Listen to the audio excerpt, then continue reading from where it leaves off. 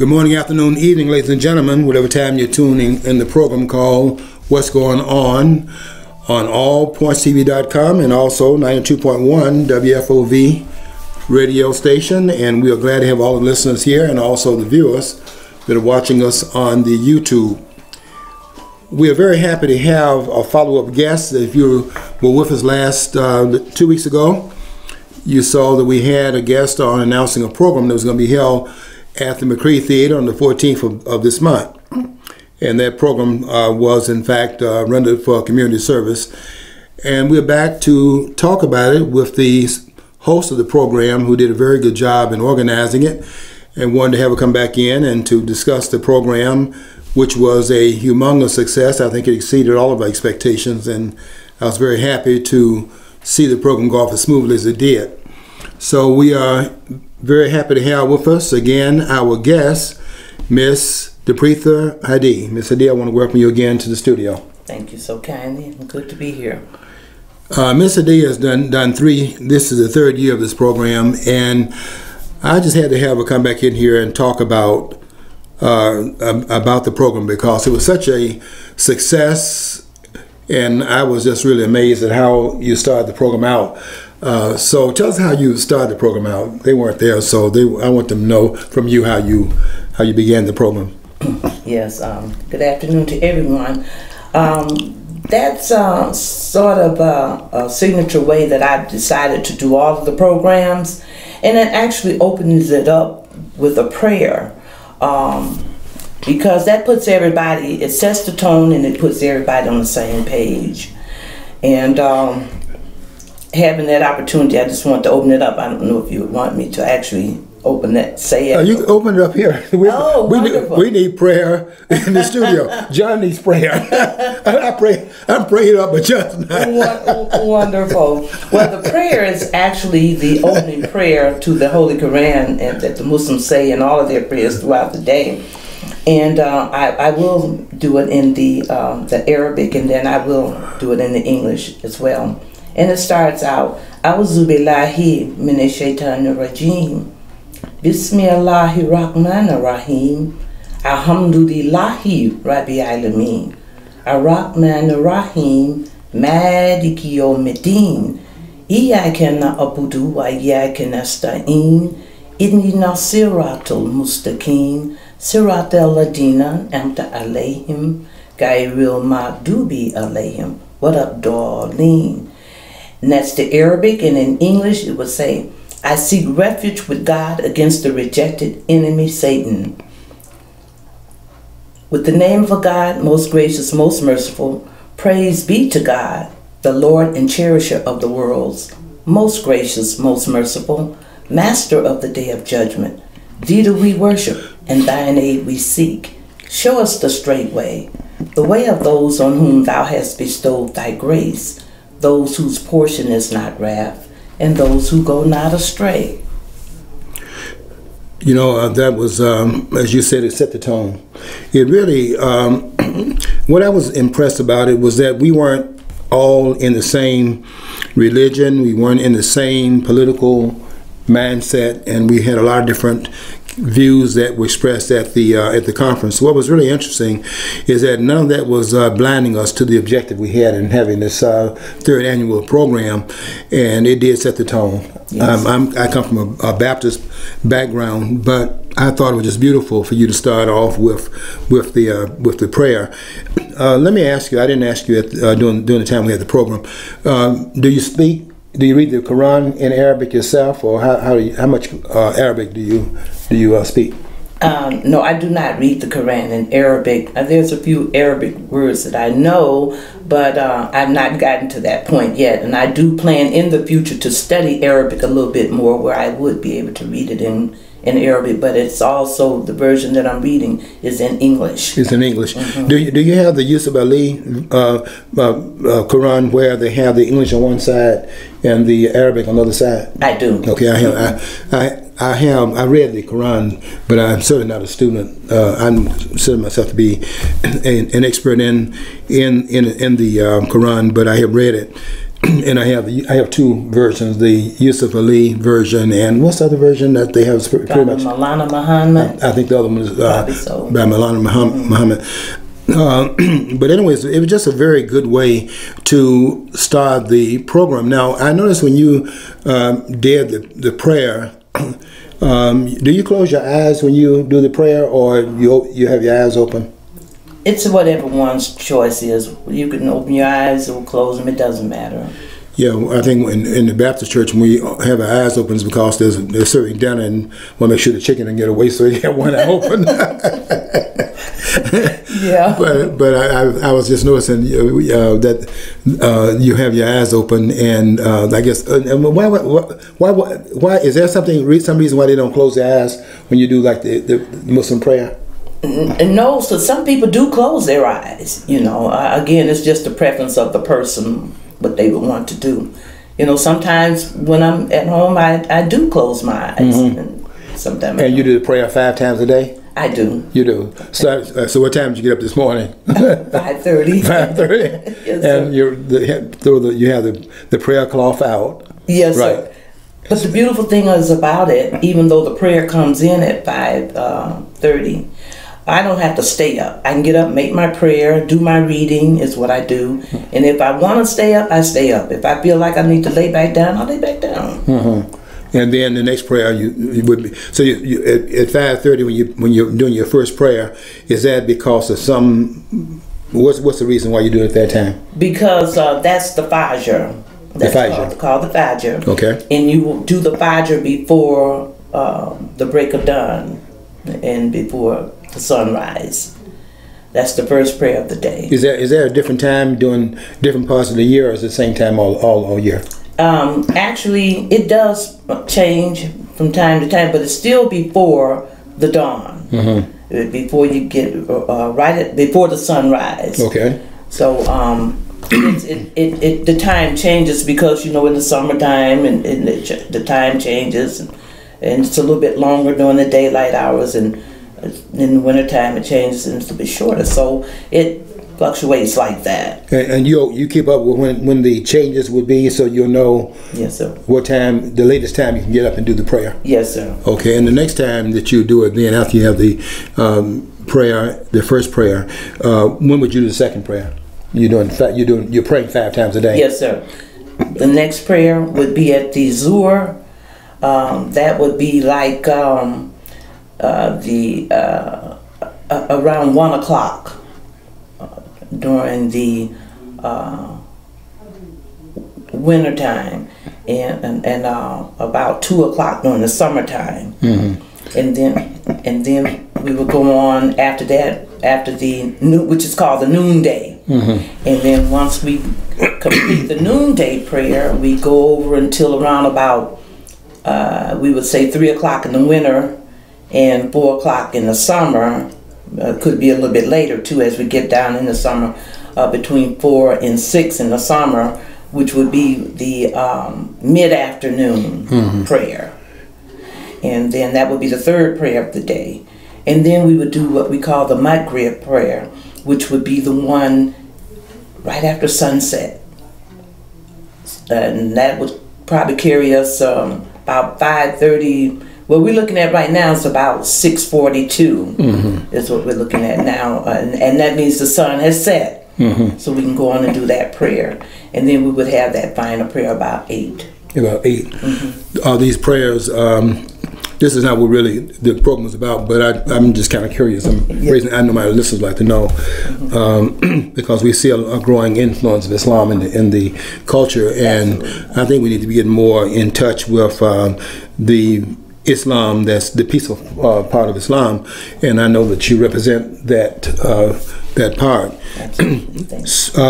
Is there a certain amount of time that you spend on the prayer, or that's up to the individual? Usually to do the prayer, about 10 minutes, 10 to 15 minutes. I add a little bit, and it depends on the person, because they may have a lot of, once you've done the actual prayer, then you have the ending of it where you're just kind of glorifying and praising God, mm-hmm.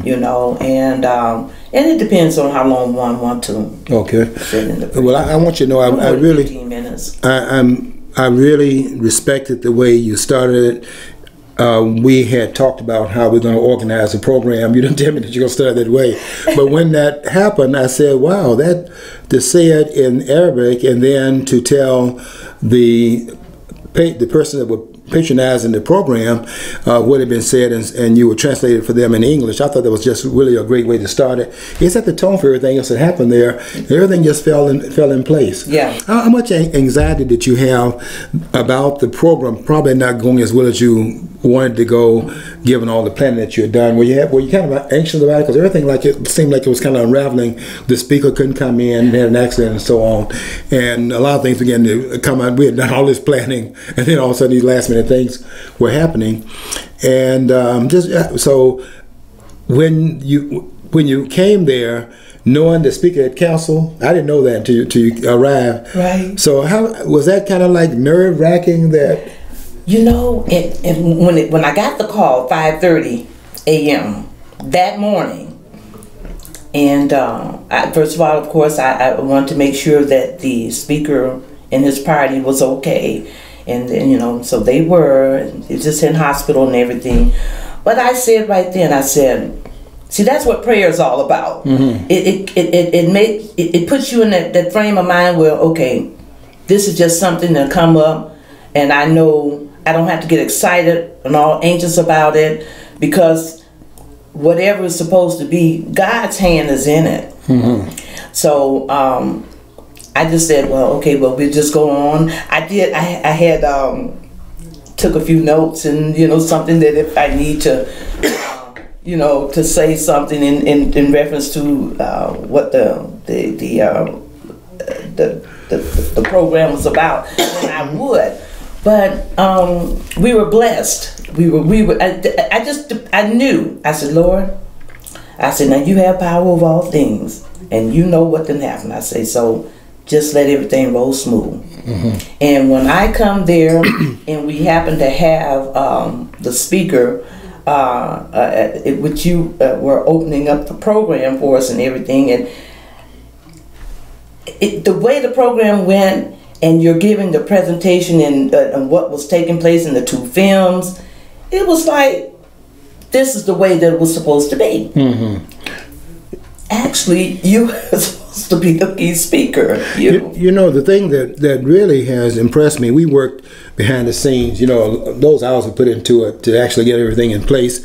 What I was really have been impressed with, and I continue to be impressed, is your spirit. You have such a warm spirit and a community spirit, and your empathy for what you're trying to accomplish it really comes through, and it's riveting. The people that were there had tremendous respect for you, and I have to give you I think your family, Miss Haadee has a great family, and to have the children that were there, and they had the grandchildren, and were the great-grands there too? Grandchildren and great-grands? Yes. Great-grands. Yes. It's amazing how you are the mothership of that family, and you could tell that they center their attention around your embrace, and it was just really great to see that. Yeah. We need to have more families that are coming together and having a generational kind of influence with the grandparents and great-grandparents around our children, so they have multiple guides in place. Right, exactly. Outside of the now, you had this one person that I was impressed with that was from spoken word. Yes. I knew that was going to be one of the highlights of the program. Yeah. And we had that at the end. The program lasted about 2 hours. It did. Mm-hmm. And you had everything, and all the ducks were lined up. It makes you look forward to next year, because you had so many things that were going well this year. And I know they'll go out and talk about it, and they'll refurbish the energy in the community for the 4th annual. But the person that did spoken word, I knew that was going to be one of the highlights of the program. Yeah. So you had 2 young people that were closing the program up, and the young lady that did that poem, I think she said she had finished up that morning. She was working on it. Oh, okay. And it was just riveting what these poets do. Yeah. Now, had you heard her before? I had not heard her before, and as a matter of fact, my granddaughter was instrumental in getting her to be a part of the program, and as a matter of fact, when they mentioned her to me, she's actually a part of the family. She's part of the family? Yeah, she's part of the family. Well, I knew her mother and her grandparents way before I even knew about, she had, I knew they had children, I just hadn't met them. Mm-hmm. But the kids, our children, they stayed in touch with each other. So my granddaughter, which would make her grandparents, our grandchildren are all the same age. And so they were the ones staying in connect with one another. So when I found that out, I was just totally excited about it, and it turned out really well. You set the tone. I keep saying things over and over again. You set such a tone for it, and I really wish the community had come out in much larger numbers. We had a pretty good crowd there, but I would like to have had a whole lot more people. Sometimes you feel you're just talking to the choir, and we need to have some of those that's not in the choir to come and join the choir. And it was such a riveting program, and the way it was actually flowing, and the fact that we were hitting timelines, because we had written, when we were doing the planning, we had written about what time this was going to take place and what time other things were going to happen, and we were pretty much hitting our marks. We had to cut some things out, but we were hitting pretty much those marks we had set. And I think it's because of all the organization that was put into it. You started working, you were telling me that you started working on this program after your second program was over? Yes, sir. So after the second program was over, you started planning it already? I did. But, I had a number of commitments in between of this program. So even though it was on my mind and we had started putting things in place, I really got busy after I did we had a program in Chicago, a convention that we were a part of in Chicago, and that was in September, the first part of September. So I really couldn't get buckled until after that program, which took place the 1st to the 3rd of September. So after that, I was like, hit the ground, we got to make it go, we got to make it happen. And I really do appreciate all of the help that we were able to get. You're being a part of that help. I certainly appreciate that. I thought that you said the help. I saw you as a one person operation.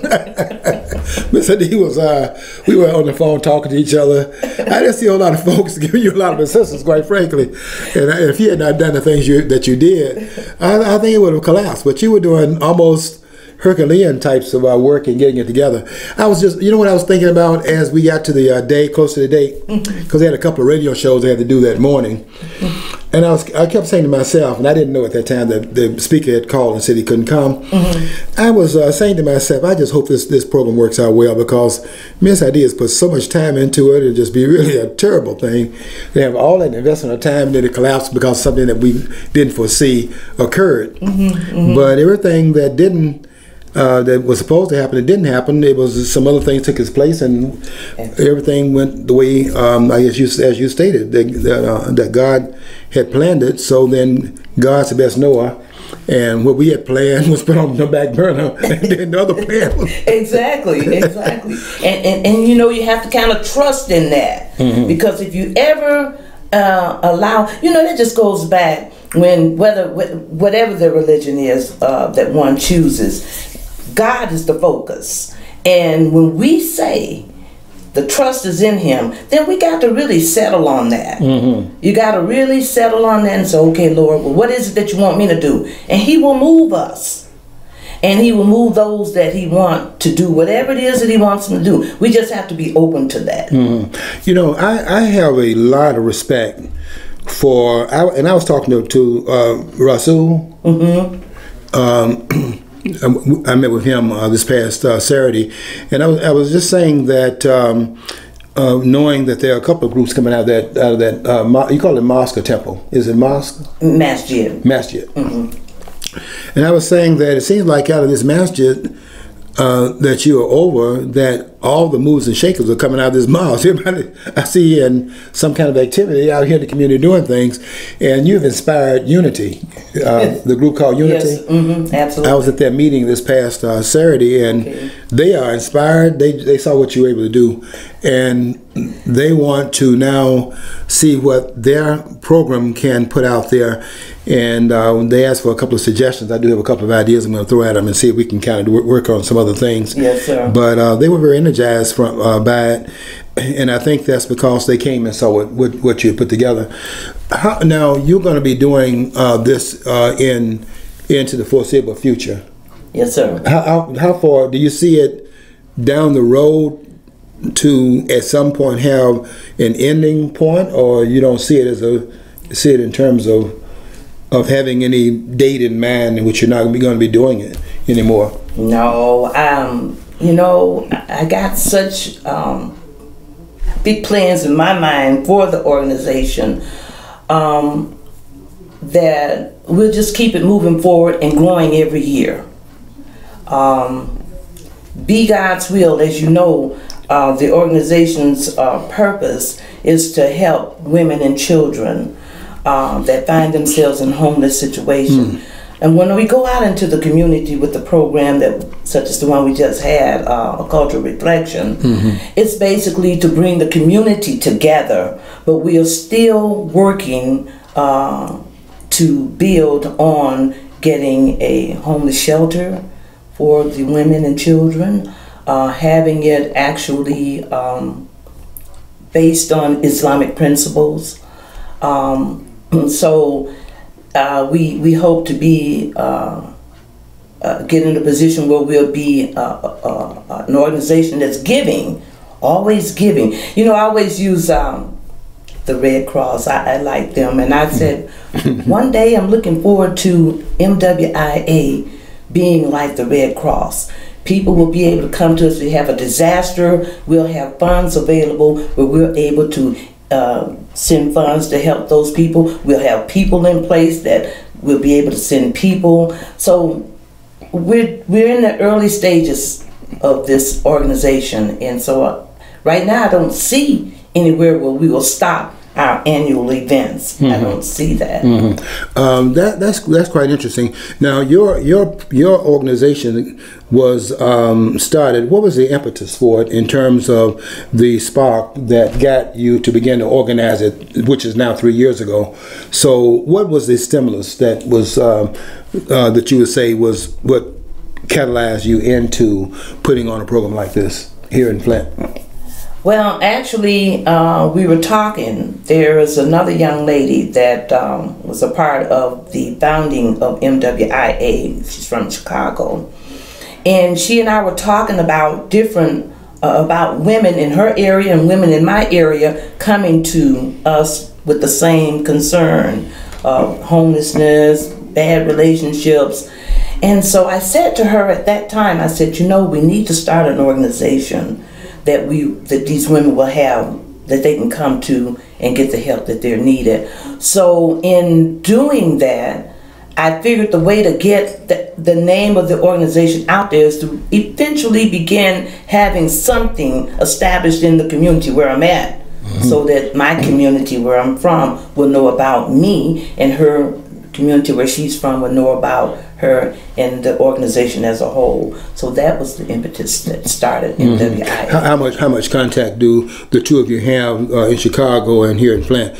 Are they doing their third annual this year like you're doing yours? They've not gotten in on their annuals yet. Okay. They're not at this point yet? No, they're not. But we do stay in touch with each other, and I try and assist them as much as I can, you know, giving them information to help them, you know, get up and get started. And I think you could share with them how this program was organized, because I think that the visuals that you had, you know, we were talking, this is just for the listeners to understand some of the things that went on behind the scenes, because a lot of planning went into this program. An awful lot of hours were put into it. It wasn't just thrown together and patched together at the last minute. And we had come from showing one film the whole time, maybe taking an hour, and we kind of thought about that and didn't think that was a good idea, and then we did some other things. I think that plan that we finally came up with might be something you want to share. But anyway, it's been very good talking to you. Yes. And I want to thank you on behalf of the community for the good job that you did in their behalf. Hope a lot of people will come out for the 4th annual next year. And I want to thank Ms. Haadee for coming into the studio and sharing her program with us about how well it went. And hope you will join us in other efforts in the future. Thank you again, Ms. Haadee, for coming in. You're more than welcome. Okay, we want to thank Ms. Haadee for coming into the studio, and I can testify to her goodwill and also the good spirit in which she comes to the studio and any place she comes to do a good job in behalf of the program that she represents. And it's very important work that they're doing. And I have to say, I'm really impressed, because it seems like that particular masjid is one of the ones that just is trying to be of some great benefit to the community in which they live. I hope anything that they're doing in the future, you will join them, because we need to have organizations like that out in the community. And what impressed me more than anything else was that we were a non-sectarian group, coming across all kinds of lines, political, religious, and otherwise. And none of those divisional lines that some people like to draw, and they're over here and some other folks on the other side of it, and they can't, for whatever reason, get together. None of that friction occurred in this program. And what I was really so happy about is that none of that came up. It was everybody just there trying to seek remedies to very specific problems in our community. We've got to come together to solve these problems. And we can't be over here with little U's and big I's over here, and we can't, come together and talk about ideas. And some of it is also, being willing to play a background role and not always be on the starring lines.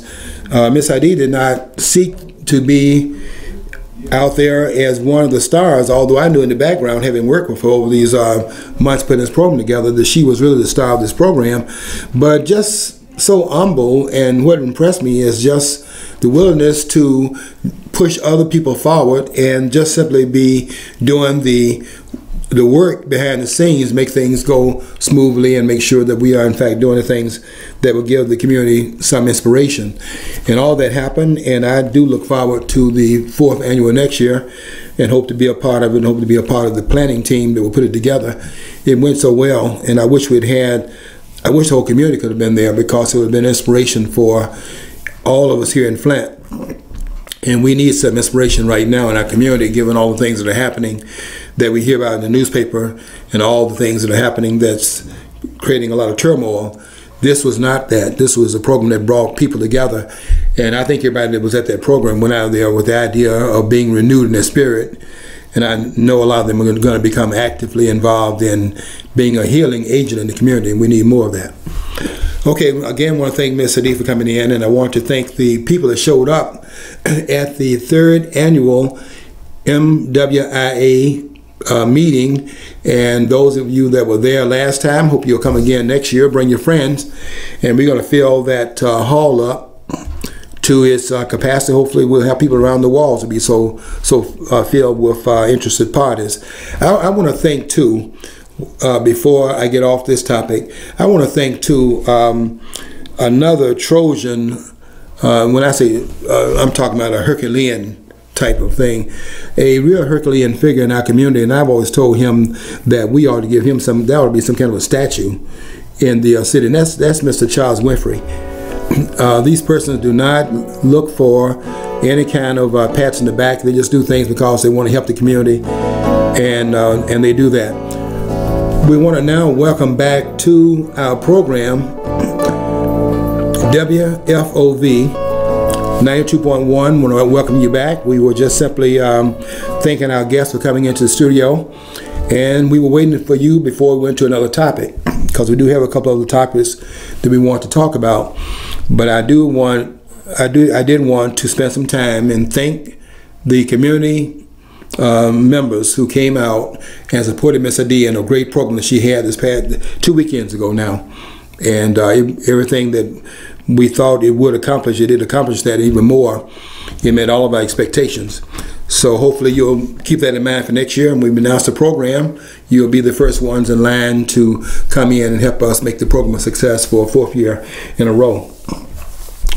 I want to discuss on a more national news stage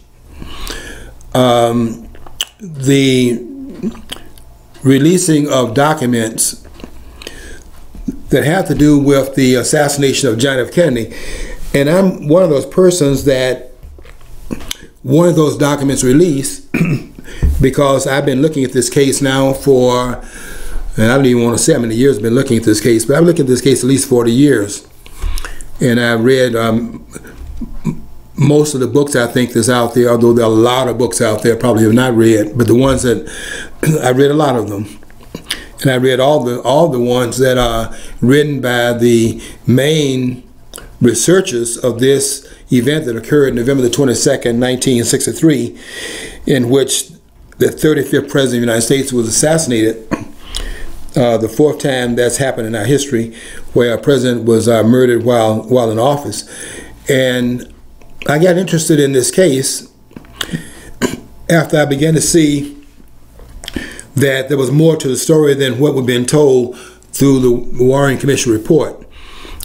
And I've been waiting for documents that were classified, because I don't think you can say on the one hand that we had a single assassin in Dealey Plaza and that all the shots came from one gun, one assassin, and shooting from the 6th floor of the school book depository in Dallas, and that single shooter was the only one that was involved in the assassination of a president, getting through the security of the security team and being able to breach that security and fired 3 bullets, and those bullets were the not each one of them hidden, one of them supposedly missing, and 2 bullets being the fatal shots fired into the president's body and killing the president of the United States. And what pricked my interest was that once they had decided, excuse me, with the Warren Commission report that there was only one shooter, it didn't make any sense to me that you would say that and then at the same time you would in fact put the documentation on which the conclusion was drawn, you put the documentation on an interdiction and put it behind sealed wall, hermetically seal the information for a period of time. If we already had all of the participants, one participant that was found out and it's being covered up and there's no conspiracy in place. That didn't make any sense to me. And so when the Warren Commission report came out and they said that they had documents classified, I did not quite understand that at that time. And this assassination happened when I was a sophomore, I'm telling my age here, a sophomore in college. And we were discussing that. I remember some of the names. One of my friends that I think now are deceased, but one of my friends was a political science major and was very astute. And I will never forget what he said. I didn't quite go along with it at the time, but he said to me, and it seemed like it was outrageous when he said it, he said that President Johnson's guns are still smoking. And I thought, this guy, well, you must be insane. I didn't say that to him. I mean, this guy was like 6'4", 240. I wasn't going to say that. But I thought that this man is trying to say that someone in the government was involved in that. And I could not, wrap my head around that idea because, what do I know? I'm a sophomore. I've gone through the public school system like all of us that have come out of public school did, and we came out with this idea of how things function. I learned all of the pledges, and I still do the pledges. I still believe in that.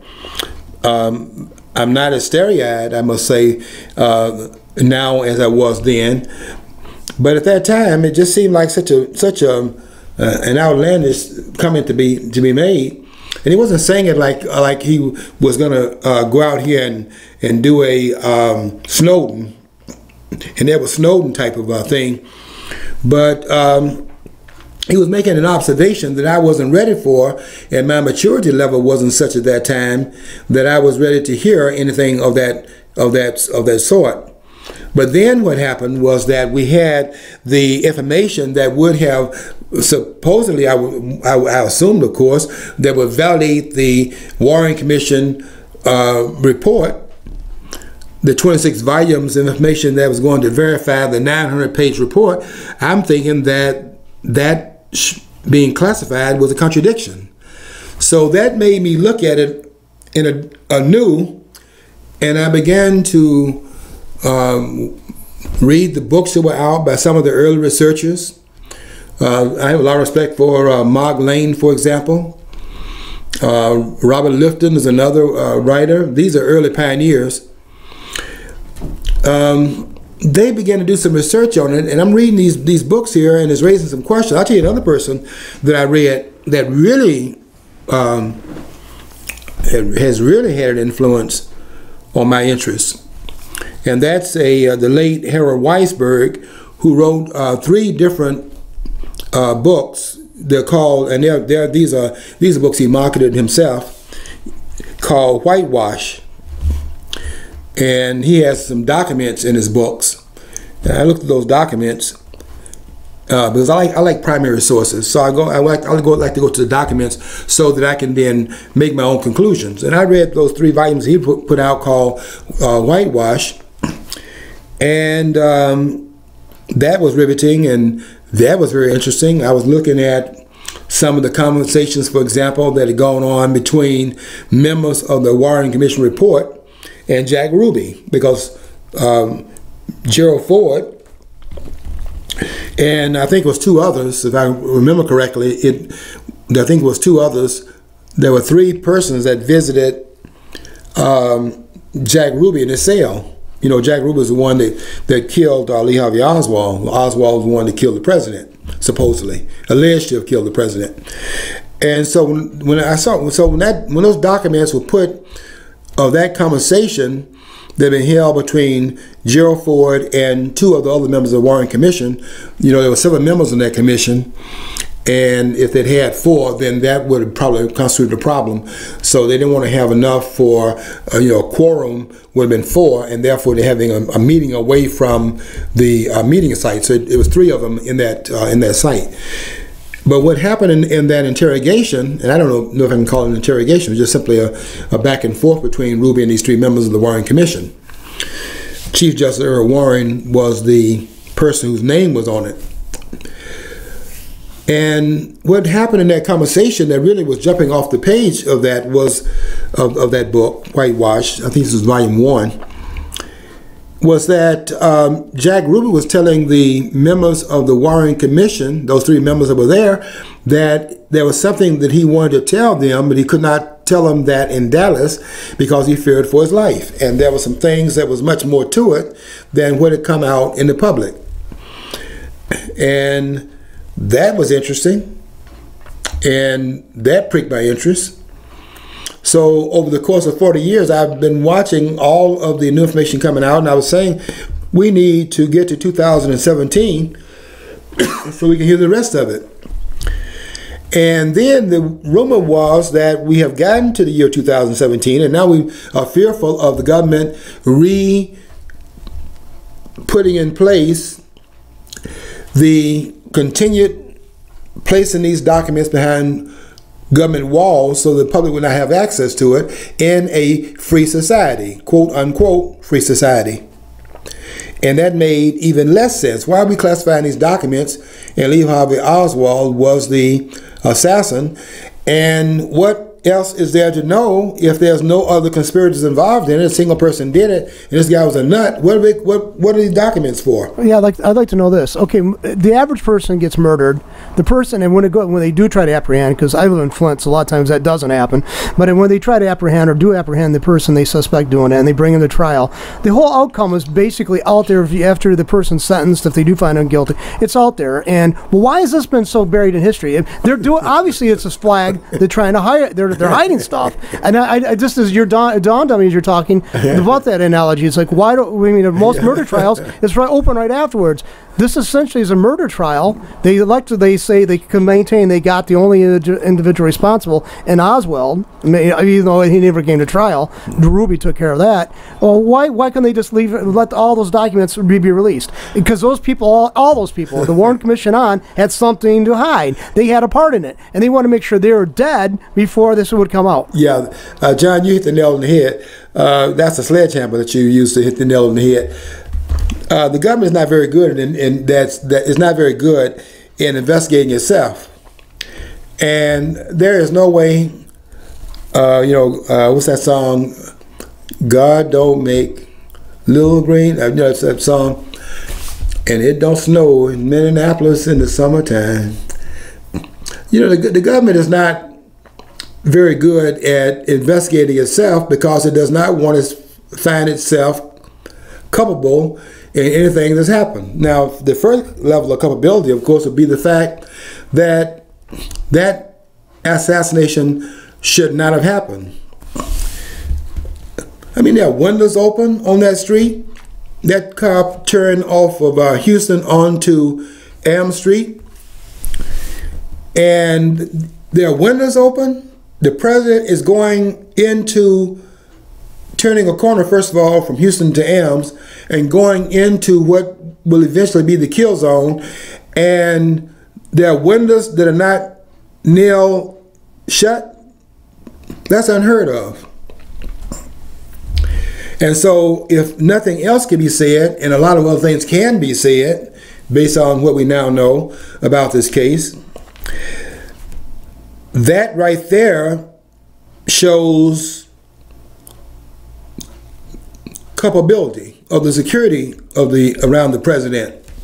That much is clear just on the face of that evidence. So those windows were allowed, those windows were not nailed down, and the windows open, high-rise windows open in that motor route. Let me tell you something else here. I didn't just start studying this case last Tuesday, and I'm looking forward to these documents. I plan to read all of them. I just don't have the money to go and file for them, but if they make them public, I'm going to read them. But I'll tell you something else that is real riveting about this case. And you can see it in all the films of this event. You go out there and look at before that car turns on that motor route, and you'll see there were so many people on those sidewalks that some of the people were off the sidewalk a little bit into the street because it was so congested. But when the car turns off of Houston Street onto Elm Street, notice the crowds have almost dissipated. Now, why do you think that happened? I'll tell you why it happened. Because the people knew the motor route that came out to see the president, and that motor route had been changed. That's why the streets are packed where the motor route was known, and where it was less known because they changed at the last minute, there's not so many people. Go look at that at the kill zone, because that car turned into the kill zone. So when I said back in 1964, when the Warren Commission report came out, now I'm in my junior year, and I'm seeing them classifying these documents, I'm saying to myself, what are these documents being classified for if we have the shooter, and the shooter's dead because we have the shooter of the shooter who killed him? And that bothered me. And now some of the veil is falling away from my eyes, and I'm looking askance again at this case, and it looks like this is a cover-up. See, I myself can say that just a few years ago, Don. I mean, why was it have to be classified? And it was like, and it's like it's like I bought the narrative too. I mean, basically, I accepted. Well, they're going to have to classify this because it's such a hot button topic. But why? In retrospect, why did we have to? Why did we let them do this? And we keep on letting them get away with covering their tracks. Yes, we keep on doing. That's what they're, John. That's what they're doing, and they're covering their tracks. And they don't have respect for us, first of all, and the things that they do show that they don't think we can figure this stuff out.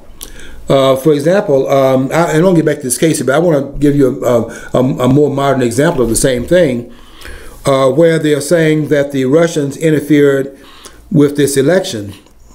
Now, you may not be aware of this is coded language, but it's coded language. What they're not talking about the Russians, they're talking about the American people. There's nobody that's investigating this case. There's not one person. It's not Mueller. It's not Rod Rosenstein that appointed Mueller on that team. It's not James Comey, the fired FBI director. All of them were involved, by the way, in this selling of 20% uranium to the Russians. There's not one of these guys that believe that Russia interfered with this election. And in fact, James Carter came out, President Carter came out this past week and pulled a cup off that. Here's a Democrat now that came out and said, look, Russia didn't do that. Well, okay, some people then can now look at it in a bipartisan lens, because here's Carter. Carter's a Democrat, so it's not just Republicans trying to protect Trump saying that. Here's a Democrat president, former president, saying it. So it has more credence, right? Well, he didn't say anything that I didn't know, and those who've been watching this case didn't know, because Russia didn't have anything to do with this election. They couldn't hack our election to influence it. But here's the thing because it's not centralized. With the point you're talking about Comey and all these other people involved, they wouldn't be allowed to be sitting on a jury, for overhearing a case, because they're like what can be considered, already, what I should say, undercover, under suspicion. Yet we allow these people to conduct these investigations about their own organization and about themselves. Yeah. That's a big duh moment. I mean, gee, we're not ever going to get to the truth, because they're like, oh yeah, we find nothing wrong. We didn't do nothing wrong. And they're wiping their, it's like they're hiding the stuff behind their back. I mean, I want you to look at these people on the left. It's a tried and true method that is being used by the left. It's also a Saul Alinsky tactic. Accuse your opponent of what you're guilty of. That way, no one is investigating you, and they got you, the fox, investigating the fox in the hen house. If you notice it, this attack that was used last weekend. Here is this woman down in Florida, Frederica Wilson. That woman knows doggone well that there's no president that's commander-in-chief, certainly not one like Donald Trump, who is always being laudatory toward people in uniform. This president always commending people. The ones in blue, he's not attacking police. He's actually commending the police and saying that their job is so difficult to do. If you want to talk about somebody attacking the people in uniform, look at Obama. Give me a break. So he calls up the widow of Sergeant Johnson, who died in Nigeria. 4 soldiers died in Nigeria. Now here's a president that's getting ready to fire some folks over the VA, the Veterans Administration, because they've been derelict in their duty. They got people who have been whistleblowing on how they are maliciously punishing our veterans who went out here and risked their lives, come back with broken arms, broken legs, limbs missing, psychologically discombobulated, and they can't get any health service. And now the lid's being blown off that this is, a lot of that is in fact purposeful. They did a research that asked one person, since you were a whistleblower, what are you doing for your $250,000 salary? He said, what they do is they got me over in this room. I don't have any patience. I don't do anything, and they want me to keep the door open where they can watch me. This is deliberate. And so here is Donald Trump coming in saying, look, this is not the way we treat our veterans. The man respects our military. And they are going to, Frederica Wilson is going to be there, deliberately made herself available to be there when the phone call was made to the widow of Sergeant Johnson, who had lost his life defending the interests of this country, or if it was not the interests of the country being defended, at least he was representing what the people running the country had asked him to do. And this man loses his life, and here's this representative down there in Florida listening in, eavesdropping on a conversation over the death of a fallen soldier. But it's Donald Trump now who doesn't respect the military. She does. And what she says there is outrageous. Donald Trump said this, and anybody that knows the import of it can understand what's being said. He said that to the widow, he said, your husband knew what he was getting into. And the idea is that this did not take him by surprise. He knew the dangers and stood up to his responsibility as he saw it anyway. I have to respect a person like that, as opposed to one that danger creeps into it with the person not knowing it and then gets entrapped that way. That's one thing. But for a person to accept the danger and still go forward with it because he believes in the mission, he believes in representation of the country, that's the person that needs to be commended. And that's what Donald Trump was in fact doing. If he was not saying that, then he had to be saying this to the widow.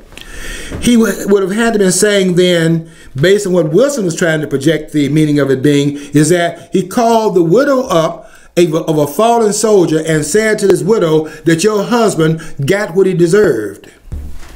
He knew what he was getting into, and he went and did it anyway, so therefore, what did he expect to happen? No commander-in-chief, not even Obama would do that. And Obama was a bad commander-in-chief, and I don't care who doesn't like me saying that. A lot of people don't like me saying it.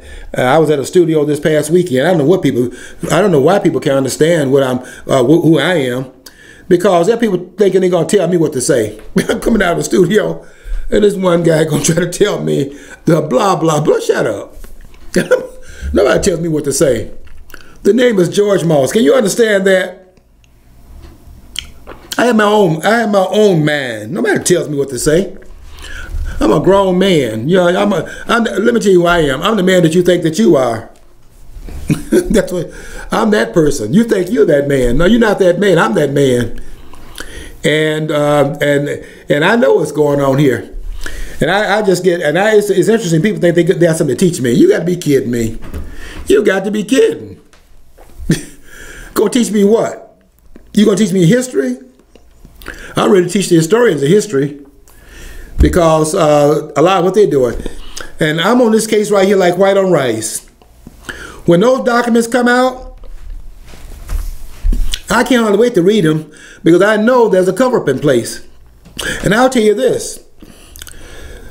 You can just go and see the you know what? In the kill zone, when that car turns on Elm Street, somebody had made sure there would not be the witnesses to the murder as it was on those other streets where the shooters were not in fact housed. There are 4 shooters in that Dealey Plaza, eight persons altogether on 4 different teams. There are 11 bullets fired in the Dealey Plaza from what I've counted.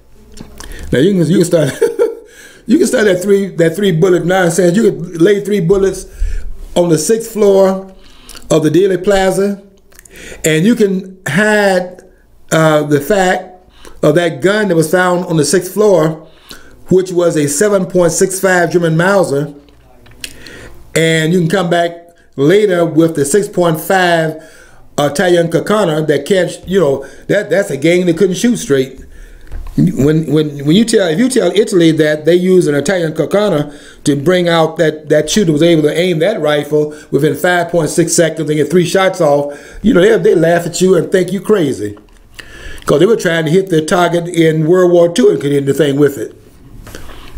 Some of them think that's why they lost World War II. They were shooting and couldn't hit anything. This is ridiculous what they've told us. And so the information. Now the government, as I said earlier, the government's not very good in investigating itself. It never intends to do it. All the government can do in terms of its own crimes is cover the crimes up. Because if the crimes are in fact out in the open and the American people understand how criminal the government is, they can understand what Thomas DeLorenzo wrote in his book called, get this title now, Organized Crime. And when you read the title of the book at the top of that book, the cover, you think they're talking about the mafia, organized crime. And then you see that what Thomas DeLorenzo, one of our major thinkers over here, this one at Loyola University, a Mises Institute scholar. And if that doesn't recommend anybody, then they need to go and find out who Ludwig von Mises is. And anyone's a scholar in that domain, that person is doing unbelievable. That person has to be a scholar to be in that group. And Thomas DeLorenzo wrote a book called Organized Crime. He's not talking about the mafia, he's talking about the organized gangsters in our government. And we're getting ready to find out more about them with this release. Okay, pay attention. We are getting ready to find out some additional things here, and we're going to find out how explosive this thing is, because we're getting ready to go now into those that have been covering this matter up for the last, how many years? Since 1963, ever since the Warren Commission report came out the following year. We're getting ready to open this case back up again, and we're going to find a lot of things out. Pay attention. Want you to follow your dream. If you don't follow your dream, you will never know what's on the other side of the rainbow.